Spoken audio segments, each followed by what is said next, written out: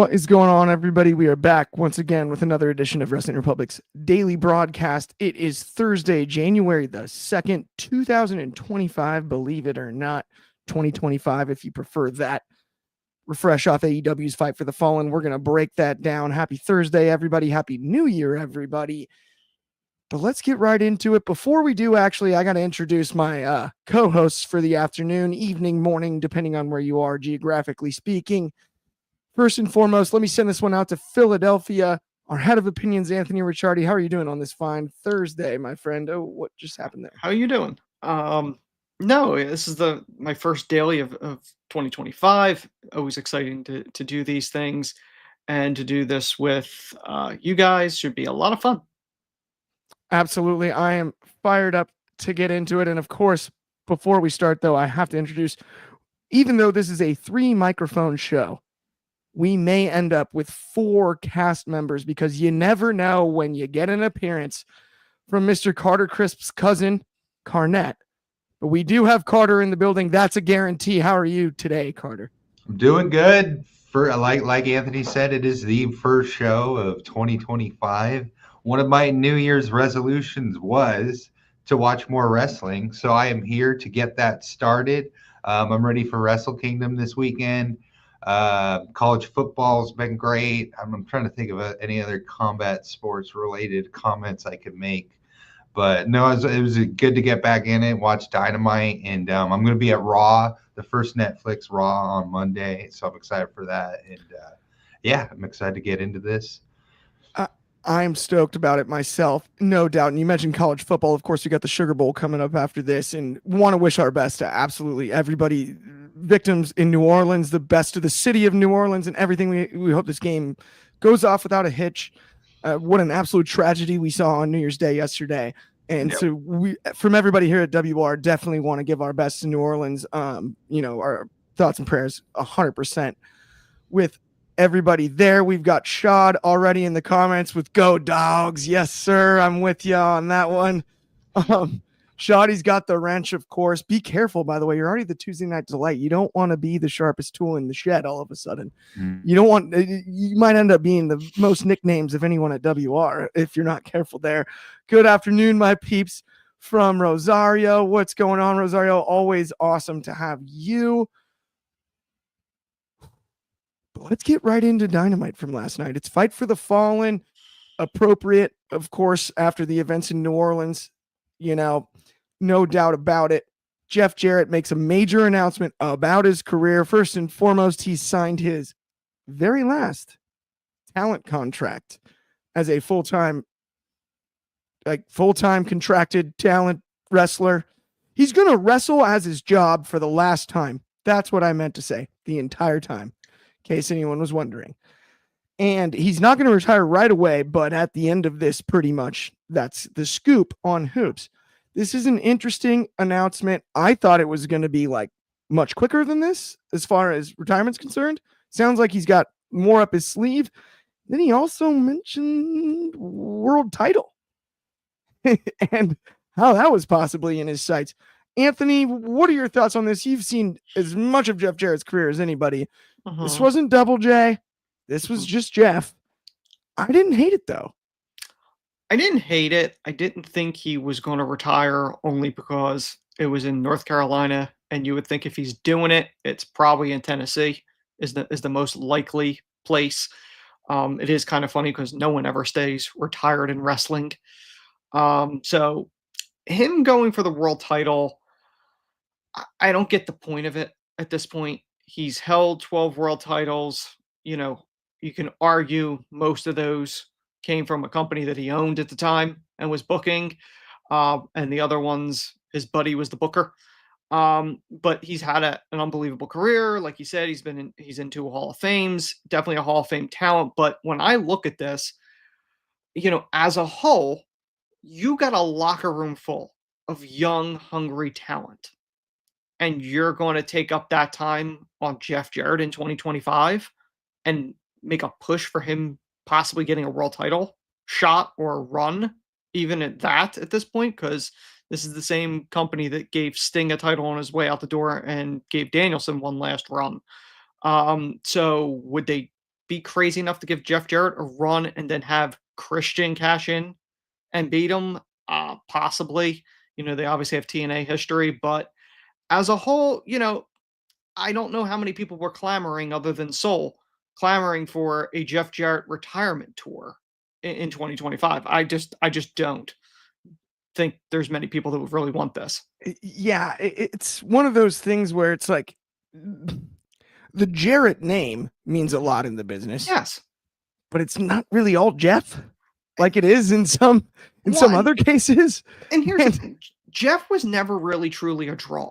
Like, and nothing against Jeff. I like Jeff, but like, let's be real. That's not a marquee name like a Cena or an Austin or a Rock or any of these other ones. He's not that caliber. So, as you previously mentioned, Solo did the people need to put some respect on Double J, legend of the business. Okay, that's fair. In some ways. This comment I find fascinating, though, from our good friend Shoddy, which is Double J's the ultimate hustler, LOL. He is kind of the last of, and I think because he's a multi-generational, not just wrestler, but booker, promoter, all of those things. And you look at Jarrett and things like that. He's the last like territory Carney type wrestler. He's old school in that way. Yeah. And if this is kind of my thought coming out of Anthony, and I feel like if anyone was going to talk his way into a retirement tour that not that many people wanted, it's Jeff Jarrett. Like, it makes perfect sense. There is kind of the funny part. There is a weird bit of irony here because he was with WWE, Vince brought him back, and then Vince left, and then Jeff kind of got shown the door. Right. And a small part of you wonders, are they pushing this because they know the other company didn't want him pushed, right, or give him that farewell tour? Are you doing it out of spite, or are you doing it because and you just think about the reason how many of his fingerprints are all over TNA? Listen, that's where, okay, so this is really funny before you say that, because this is one of the main points I wanted to make is if it's a Jeff Jarrett retirement tour in TNA, bless you, that's the move. Yes. You're bringing back one of your greatest performers in company history. It makes sense. In AEW, like, listen, I think, and this, some people may disagree with this, I think Jeff's biggest contribution to the business is TNA, because you think of the talents that came out of there and the opportunities he gave them. No question. They had much better careers than he had. But it is interesting. This almost feels like it should have happened in TNA, right? Like, it just, that, for lack of a better way to put it, I was trying to think of a clever way to say it, and I'm like, this makes perfect sense if it's in TNA. His last match should be on a Bound for Glory. Yes. That's where I think should be. No question about it. But Carter, obviously, before we move on, I got to ask you about this one too. Jeff Jarrett retirement tour. He's made it apparent as well that it is a retirement tour as far as being a full-time wrestler and whatnot. And then the sites on the title picture and whatnot. How do we navigate these waters? And are you in agreement with kind of me and Anthony on that one, that TNA is just a better location for this storyline than AEW is? It almost doesn't fit AEW. Yeah, I think Jarrett has a lot of equity in the locker room. I think he has a lot of respect. Maybe he's given a lot of the younger guys advice in the business. And so when you tell them, like, hey, Jeff's going to take up 15 minutes on TV for this big announcement, they're like, well, Jeff helped me get through this and that, and might as well, I don't know if his wife's been doing that with the girls too, but I just started laughing when Anthony mentioned this is something Soul would want that nobody else wants. We're all familiar with the concept of the invisible hand, and I like to think that invisible hand is Soul in backstage in AEW telling Tony, like, Tony, don't you think you should have a Jeff Jarrett retirement tour? I mean, that being said, yeah, I see this being something you do for like the Young Bucks or, John, like guys, Kenny Omega, guys who really had a big impact in TNA. Where to me, Jeff Jarrett, I'm a Jeff Jarrett fan. I want to see him smash a guitar over everyone's head, myself included. But yeah, it did seem like it was the amount of TV time it took, how prominent it was, seemed a little overpronounced, but I think he was able to get it just because of how much respect he has in the business. I would agree with that assessment for sure. And we got a comment over on Instagram from ES Wiggles6.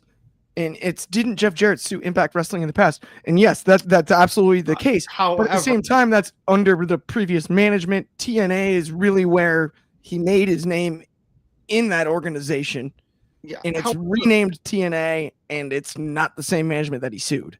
Yeah, and I think they've come to terms with all that stuff. And I forget where his last run in there, where that fell, because I think he still, well, no, he appeared there with Dixie, but as far as I know, he doesn't have animosity.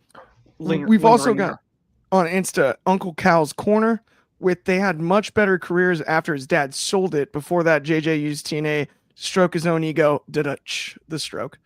It's just to stroke his own ego by overbooking himself and gatekeeping young talent. There's an argument to be made there. I don't think that's too aggressive of a point. Monty Brown. It's definitely possible. We've also got Rosario, friend of the show here, with I'd like to see him in management again, GM position for ROH or any other show. Yes, sir. I'm all over that. And then Shad adding that running ROH would be good. Sean Ellis with Jeff Jarrett is like Chris Jericho. Soon he'll realize that he's washed up. Honestly, I would not bet on that. It's hard to tell a horse that he can't run as fast as he used to. That's all I'm saying. And then we've got more Jericho comments, but we're just going to skip those so we can keep it rolling here. Because Julia Hart, who I've been a big fan of, especially the way she's rewritten her story, and I've talked a lot about how I'm impressed by Toni Storm doing that. I've been, right? Julia Hart was a cheerleader, and she basically was playing her academic self, for lack of a better way to put it, college, high school, right? She was a cheerleader. Like Toni Storm was a punk rock fan, right? That's what she was before. Jamie Hayter's similar character work wise. The arc is mind-numbingly impressive. To become this menacing, like daunting task to wrestle against because of the mind games and the stoic nature.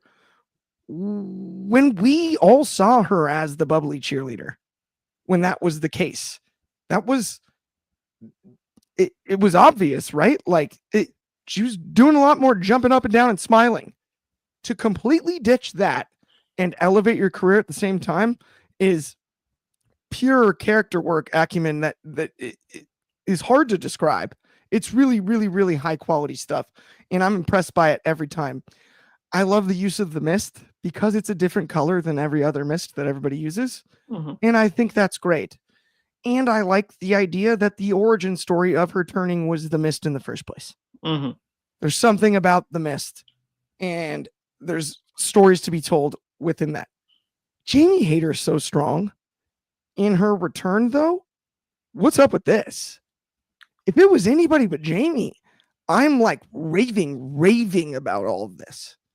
And it's not that I wasn't excited about it, but why'd we do this to Jamie Hayter? Like, she's just recently back. This is a former champion. This is a former top of the women's division star. And I'm just unsure, Anthony. Let me get your thoughts on it. Yeah, when you look at the transformation Julia Hart did from the cheerleader to the dark character, in a lot of ways, like you said, Toni Storm's an example. I think another one may be Rhea Ripley, because when you think about when she first came into WWE, people were comparing her to Charlotte Flair looks-wise, the blonde hair, and she completely went goth and a completely different character. The reason Julia Hart sticks out is because there aren't too many characters in the women's division of AEW established that really have worked. Toni Storm being one of the ones. You could say Mercedes is another, but Julia kind of sticks out because there's not too many brooding, dark female characters in AEW. So it kind of sticks out. I am a little surprised they went the Hayter route with this. I kind of thought, okay, well, are they bringing Julia in to possibly take Mercedes' title? Are you going to have her be the creepy one going after Mariah May?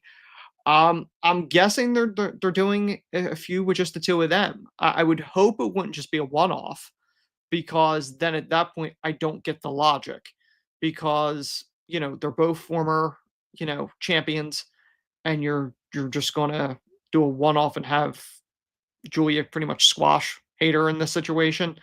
It seems like an odd choice, but if you're going feud route, okay, then I could see you're trying to build them both up, and then you have two women's titles that either one of them can go after afterwards.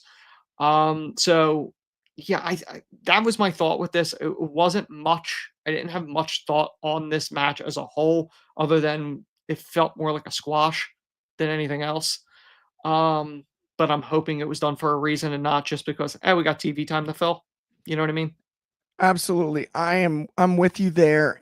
And we've even got comments backing that up. A couple actually from our very own Shad and Rosario as well, which I'm not going to show on the screen because I'm going to go full Disney on this one and censor them myself. But Shad said Jamie is underrated as heck.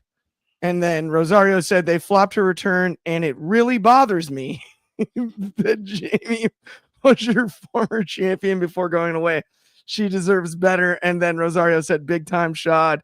Yeah, I think Julia's ascent has been really impressive, though. We've got another comment over on Instagram from Cal's Corner, and he said, I agree. Julia's character development has been amazing. Her growth since the beginning has arguably been the most impressive in some cases. And yeah, that's hard to kind of deny, because if you really break down like her age and when she came into the business, she's maybe, there's an argument to be made of any of the people that we haven't really seen develop pre AEW. Like at least I found out about Julia in AEW, Julia Hart, right? It is a risky move, by the way. Side note, to make such a drastic character change, because that could either end really well or really bad, and if it did not land, it's hard to recover from that, because an audience very much has short attention spans, and they'll go, I'm done. Absolutely. Austin Theory is a perfect example. There's a large portion of the audience, they don't care if they repackage him again because it's been tarnished too much. It's also more impressive to me because she doesn't have like precedent. Like Toni Storm has seen the business for a long time. She has collateral. Right. By the time she made the drastic switch, it was like she had her footing very established. She was already in the championship picture. Julia Hart was a prospect and a good one, and a really good athlete and willing to work.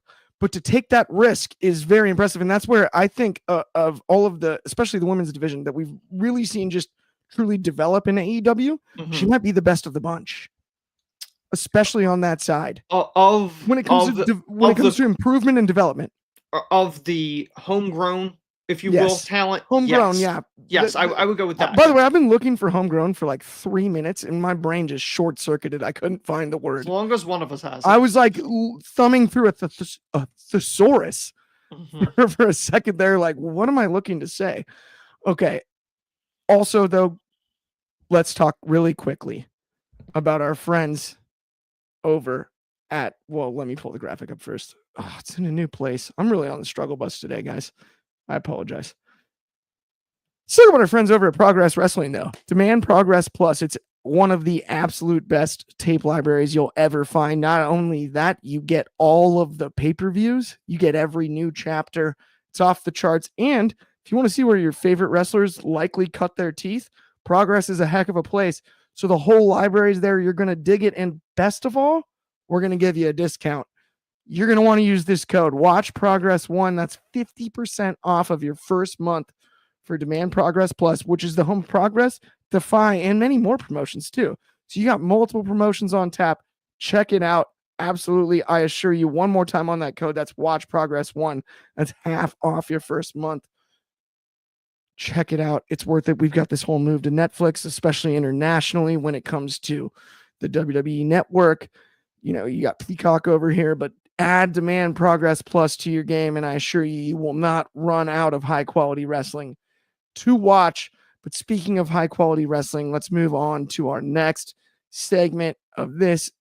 Well, it's afternoon for me, so I'm just going to keep saying that. Ricochet just went out and just decimated Swerve. And that I didn't expect. He was like, toilet paper, you're going to need a lot of it to wipe all this blood off. Like, that was the most vicious Ricochet I've ever seen. And I have to give him credit for that because I didn't really know that was in him. And obviously, it's not a segment you probably would have booked for Ricochet recently, for lack of a better way to put it, or until recently. We booked it this time and it makes perfect sense. Like, he beat Swerve to a bloody pulp, and I dug it. Let's see a more serious Ricochet. Let's see what he can do with a little bit more of an edge, right? Just a little bit more of an edge. And Carter, I want to get your thoughts on this one because I was actually really, really impressed by Ricochet in this. I think he did what he needed to do. He's brutal, man. I mean, he just beat the crap out of Swerve. I could say that word, right? Yeah, crap's good. I need some colorful language to describe what Ricochet did to poor Swerve there. I'm going to say this is the only. So we were talking about the show earlier. We thought it was a little kind of humdrum. I thought this was booked perfectly. I never thought just take this guy and make him evil. Just make him evil. Who thought of that? And I'm sorry, WWE Logan Paul fans, this is a much better use of Ricochet's talents than to have him hold up a celebrity wrestler. Like Ricochet in ring, I'm pretty sure he was in Dragon Gate for a little bit. He's like one of the greatest high flyers. Yeah, just one of the best we have. And I was really excited to see him go in AEW. And I know he might have been hinting at this on Twitter. He was kind of going at fans and being a little controversial. Yeah, I see your comment there, Sean. We need evil Ricochet. We need evil Ricochet. I mean, just take some of these WWE guys, bring them over, and just make them evil. But I mean, him and Swerve, I think that's a great feud. I don't know what sort of titles, or I don't think there's going to be any title involved. This is just going to be a blood feud, like Hangman, and Swerve. And we know how Swerve is in these blood feuds. He could be sick and sadistic, and he didn't Ricochet attack Prince Nana too? Wasn't Prince Nana a bit of a casualty in all this? So yeah, everyone's favorite manager got taken out as well. So he needed coffee. He needed his own coffee after that one to wake up. Like, no, Carter, you're completely spot on. We've even got like Instagram's loving it. Like 2002 Jason M with Ricochet versus Swerve at Revolution. This could be a 5-star classic right here. I couldn't agree more. We have ES Wiggles 6 with AEW's trying to make the Hurt Syndicate look fierce, but when will they clash with the Death Riders? Lashley wins the AEW World Title? ? Ooh. I mean, that's a possibility. You never know. But Carter, I'm with you on this. This is what we needed. Sometimes you got to light a fire under a guy. And I thought it was kind of symbolic, even though it didn't necessarily land as hard as I think maybe, other than the image with the toilet paper spot at World's End, the image of the toilet paper flying, I think landed. I don't think the fans realize how impactful that was, because sometimes you got to light a fire under a guy, and he came back he came back off the ropes swinging, and that to me is something that's been missing for Ricochet over the last 6-8 years. For a while, just an absolute, like, he's not just gonna take it. He's not gonna try to be funny. He's not just going to show you how high he can jump and how fast he can run. He's not happy. And it's as much emotion as I've seen in Ricochet's career, and I'm blown away by it. Actually, because I do think this is the start of something really cool for Ricochet. And it's definitely not too late. That's at least my opinion on it. How are you feeling about it, Anthony? Though I got to get your opinion on this one as well. I mean, that's the thing. One of the complaints that I had with Ricochet was that, unlike Ospreay, he never really evolved. What we saw last night was a character, an arc, whether you want to say he took inspiration from American Psycho or the Joker, or uh Michael Douglas's Falling Down, where he finally just had enough and snapped.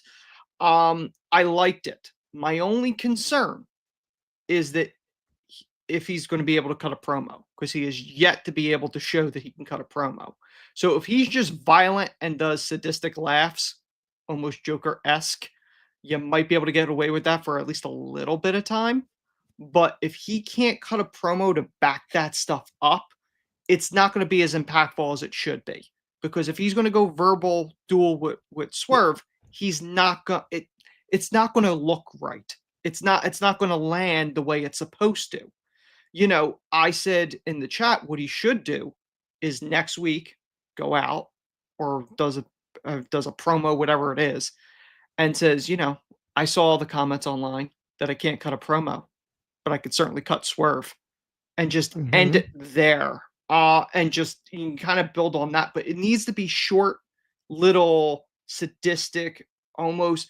And you have the perfect person backstage who can help you with this. You have Jake Roberts, the king of sadistic promos. The best that's short and easy. That is the guy that should be advising him, whether it's on screen or off. Jake Roberts with him, that's money right there, because he could fill in the void that Ricochet lacks, which is promos. Okay, so genuinely too, one of your best points, and I love the Jake Roberts idea. I'm with you on that, but the short and sweet, the idea that Swerve continues to get the best of him on the mic, and he only responds with physicality, I think is also a short right. He only responds by beating him up further. He's not even gonna. Almost like, remember when Goldberg used to just Mean Gene would come up to him with the microphone and ask a question, and he'd just look at him and walk away?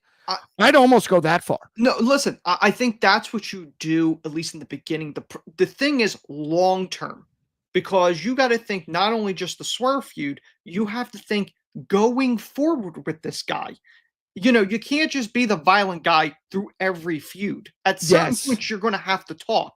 So if you want to do that in the beginning and reveal it down the road of going, what got into Ricochet? It was Jake.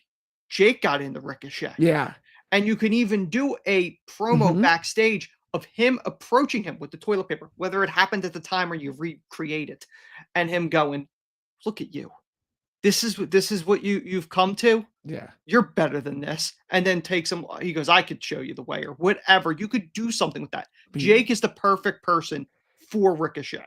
Yeah, I agree with that 100%. But we've also got some interesting comments here.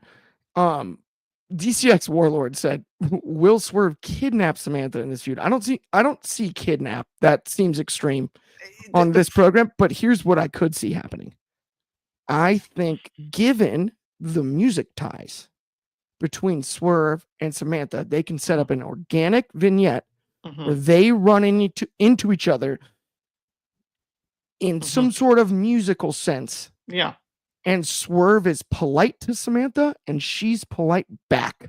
And it bothers Ricochet. You don't even have to go, you could say he rizzes her up or whatever. He's just nice. Good to see you, Samantha. Big smile. Da, da, da, da, da. At this award show. Where's your husband? Oh, he's not here. Boom, it ends. They go to Ricochet. Maybe he's in the ring. He doesn't have a word to say about it, but the facial expression, which we know Ricochet can do because he's got great facials bell to bell. The facial expression changes. Oh, and he's just, he's furious, right? Obviously. But you don't even have to go further than that. You don't even have to make it that sadistic, right? It's just a simple interaction. Yeah, that's the whole thing. You could do a series of matches with this. Certainly, we saw them do it with him and Hangman. It just has to progress. That's the biggest thing. He needs to progress, and it needs to make sense, because you don't want a one-off situation. That's my only concern with this. Right. Exactly. I love the idea of a little bit of a series here, like a little bit of a longer term rivalry. How do you feel about that, Carty? Fantastic. No, I mean it's Hangman and Swerve all over again, just with a couple of 619s. I don't know. A lot more flying. Yeah, a lot more flying and a lot less horses, but no, it's the same. I mean, Swerve. This gives him 6 months to Significantly do. less horses. Yeah, just a lot less horses, And, a lot less rodeos. But it's a great place for Swerve. I just wish there was some sort of title involved or something, But that's the thing. His style needs to adapt too. It can't just be the flippy stuff. Like he needs to be more sadistic. Because then I think that shows more than if he's just doing the blood spot and then doing flips in the ring and doing nothing but flips. It's not going to create the character that I think he's trying to shoot for. Absolutely. Well, speaking of flips, let's get into the artists formerly known as No Flips All Fists. What was that? What it was? I don't know, something like that. We do fists, but not flips. Something. I don't know. We're about to get rated R in this. Go ahead. FTR. The writers couldn't cope. The Death Riders couldn't cope with rated FTR. Also, we have a drastically shortened name for the old rated R superstar. He went from Adam Copeland to just Cope. And yeah, a lot of coping mechanisms when it comes to this, but I will say I enjoyed the match. I enjoyed the return. I'm excited to see him on Collision. I like the idea that long-term wise, everything makes sense about rated FTR. We know that they're good friends. We know that they all live in North Carolina. When he was known as Edge, he mentioned them on WWE television, like not that long ago. But it feels like yesterday. It wasn't though. Nobody do the math for me. Remember, I gave that up. But I'm excited to see the future of this. I'm still concerned about the numbers game part of it because we're stuck in a spot here where it doesn't look like this is going to be the crew to take down the Death Riders at the end of the day. They're not going to stop this blitz from Moxley because we saw that promo from Maxwell Jacob Friedman. There's a lot of people gunning for this. And I'm curious about it. What were your thoughts on all of it last night? It's always great to hear Metalingus too, by the way. Who doesn't love singing that song on this day? It's just no, it doesn't get old. But Carty, I'm going to start with you. What were your thoughts when it came to the Death Riders versus rated FTR? We're going to see some more rated FTR action in the future. This rivalry does not seem to be over. How'd you feel about all of it?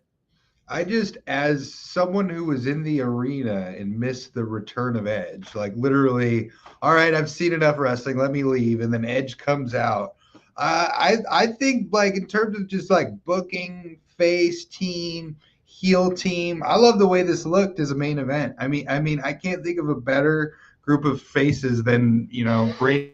I mean, but like, are these guys going to be? I think rated FTR could be great trios champions. I mean, I wouldn't give them the Ring of Honor trios championship, but like that's a great team for the fans to love. It's like the perfect spot to put FTR if you're not going to put them in like directly in the tag division, and it's great. It's like, I mean, Ricochet's not in there spilling Mox's blood all over the place, but I just like the how likable rated FTR, like take how likable Cope is. And I don't know about the Cope name. I did kind of like Adam Copeland. Like maybe it's Adam Copeland because Cope seems kind of weak, and we know Adam Copeland is like a very strong, one of the best wrestlers of our generation. The ladder match, like one of the greatest. Like so, like Cope's kind of small, but I like this team. I like this combination.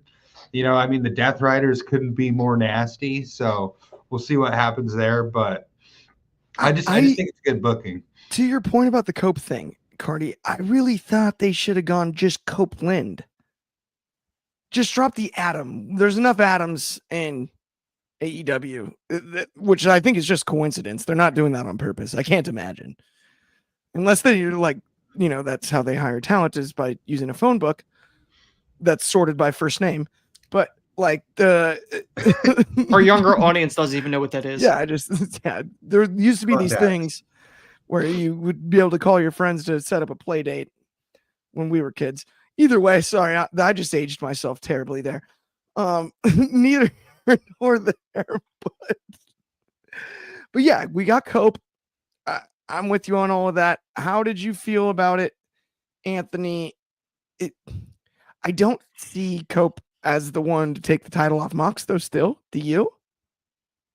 No. The person that's going to take it off of him is Darby at All In. No one's taken it before them. Being perfectly honest. The way I feel about the name, I feel like Coming to America. The old man in the barber shop. His mother named him Cassius. I'm calling him Cassius. I'm not calling him Muhammad Ali. He's Edge. He will always be Edge at the end of the day for me. I know the Cope thing was his idea because the interview has popped up with him and Renee saying that was his grand idea. He thought Rated R Superstar Adam Copeland was too wordy. And I'm like, listen, you can't just change it to another 4-letter name because you can't own Edge. I get it. You bought the trademark to Cope. I get it. It feels, even if that's his genuine nickname in the back, it feels forced. From a fan's perspective, I don't think anybody had a problem with Adam Copeland. I don't think anybody would have had a problem with just Copeland. I think everyone would have been fine with it. Ultimately, it's his decision, but I don't see Cope being exactly marketable with that name. I just don't. So I have the worst problem with it really quickly because I'm going to go right back to you after this, but I do have to say this because we've also got David Modge in the comments with I like Cope and then Cope in all caps. I have a bigger problem because Cope is very marketable, but I grew up a user of chewing tobacco and Cope to me is Copenhagen, right? Do you chew Cope? Right? Like all I could think was like wintergreen. I keep thinking of the word coping. And I don't really think that's what I think of when I hear cope. Or you're coping with this. Like that's what I'm thinking of. And that's not, I don't think that's the direction you want to go. I think people would have less of a problem with it. In all seriousness, is if when he went to AEW and he was announced as the Rated R Superstar, if they called him Cope then, I don't know if people would have a problem with it. They'd be like, they couldn't call him Edge. The fact that they've already established Adam Copeland and are now trying to switch to it, I think that's why people have a problem with it. I mean, listen, at the end of the day, I'm always going to call him Edge. I don't really care what they call him on TV, to be honest. But, I think that's why people don't like it. I think people don't like it because they're like, it sounds dumb. Your name, Adam Copeland, kind of worked on its own. The Cope part really wasn't needed. All I can think is literally like me, University of Kansas, straight from California, like first person you meet, they're like, you chew Kodiak? And I'm like, yeah, what do you chew? They're like, Cope Straight every time. And you're like, dang, that's some serious stuff. I'm stunned you didn't make a Copacabana joke at any point. Copenhagen, you got to respect it. They've been doing their stuff for a long time. Cope Straight all day long. I know. Yeah, look at David Modge, Cope Straight. See, that's all I could think is like, yeah, what do you chew? Cope Straight, Cope Wintergreen, Cope Mint. I mean, that's the thing. I think it's a name change that he wanted, but I don't think anybody else looked at it and was like, really? Was that necessary? I think that's really. That's the interesting part to me is I think Adam was worth dropping. But I don't know. Yeah, because you have Adam Cole there. You have Adam Page. Well, they dropped the Adam. They kind of just call him Hangman Page, which is smart. But, just as a whole, like Copeland on its own, I think that's better. I think that's more marketable. I do have to give my dad credit. One of the funniest things he said lately is he saw Jay White in the Fatal 4-Way match and he goes, that guy's got to be named Adam. I was like, because he didn't really know Jay White. I was dying laughing. I was like, he's not. He's like, you're kidding me. He's like, all those guys are Adam. I felt like it was especially forced last night because the announcers made a point of constantly saying, Cope's on the ropes. Like, stop. Like, it didn't feel natural. They did really put it over. It didn't feel natural. It felt forced. And that, I think, if the announcers would have just played it like natural, and everybody would have played it natural, I don't think people would have had as much of a problem. But because it was forced, and we know wrestling audiences don't like things forced, that's why they had a problem with it. Yeah, it was like super in your faces. Like, we got Cope. And like, I mean, it's one of those though. I feel like in like 6 months we'll get used to it and like accidentally start calling him Cope all the time instead of like I accidentally call him Edge all the time. But it's like the $9.99 with the WWE Network back in the day. They kept pushing that over and over and over again. So yeah, that's what I'm thinking of. With that. David, you missed the whole Jeff Jarrett segment. You missed it. We talked about it. It was in the beginning of the show. You can go back. He commented my world, but either way, I mean, it's the graphics on the side. See, Ben came in and he fixed it. Well, that one was always working. That's a good point. That one was preloaded. Neither here nor there, though. That does bring us to the end of the show. Happy Thursday. Happy New Year. Happy everything to everybody. Thank you so much for tuning in. We really appreciate it. If you haven't already liked and subscribed, please do. That means the world to us. Hope you're having an awesome day. We will talk to y'all soon from everybody here at WR. Tomorrow we'll be back same time, same place. That's, of course, noon Pacific, 3 o'clock in the East, 8 in the UK, and 9 a.m. for my friends in Hawaii. We'll talk to y'all soon.